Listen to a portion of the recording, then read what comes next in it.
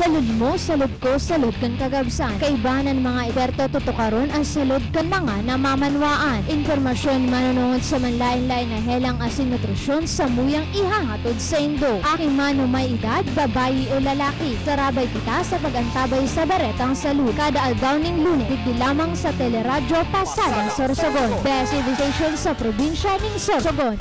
TV pa. Katakot and health and lifestyle kan sarong individual, kinakaipuhan na maging parte kan pang-oral daw na pagbuhay ang pag-ehersisyo. Sa simpleng pag-ehersisyo, kadakol naan may tatabang kaini sa sindong salud. Tabang ang pag-ehersisyo sa pagpapahababakan timbang, pagkontrol kan glycemia, pagpapahababakan presyon kan dugo asin kolesterol. Manilikayan ng mga manlain-lain na helang, kapareho kan diabetes, helang sa puso, alta presyon, asin iba pa. Para pa kaini makatabang pamanang pag-ehersisyo, tanganing magkaigwaki magayon na pamati.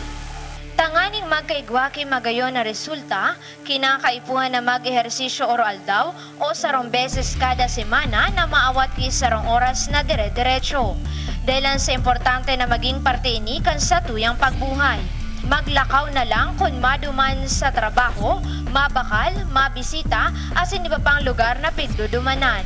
Sarong magayon na desisyon ng paglakaw kung may bakanting oras. Pag-ehersisyo makatabang sa pagkondisyon kan lawas, partikular na kung kamo mahilig sa sports o maging kung kamo igwaki magubat na trabaho.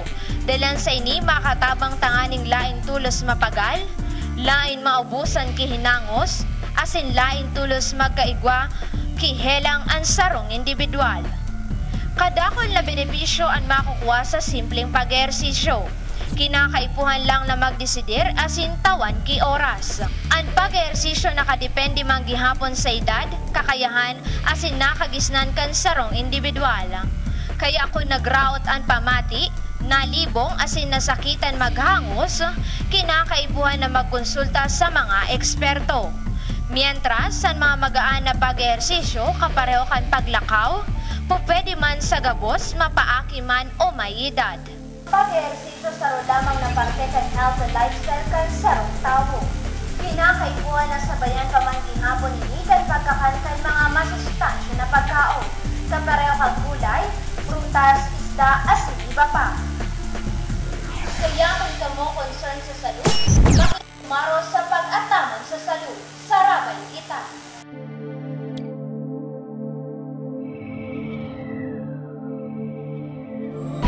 Ikaw ba may maot maaraman manunungod sa salud? Ang schistosomiasis sarong 2011 na parang nahatag. Adinaan baretang salud kada aldaw ni Lunes. Makiaram asin makiaram. Kay ba naman lain-lain na eksperto sa muyang pwedeng maging rason. Kaya ang pinapatay kaya yung immune system. Pagiramdam, prevention is better than cure. Ako po day doktor kundi konduktor kan Pasada Sorsogon. Ako po si Kimberly Alves.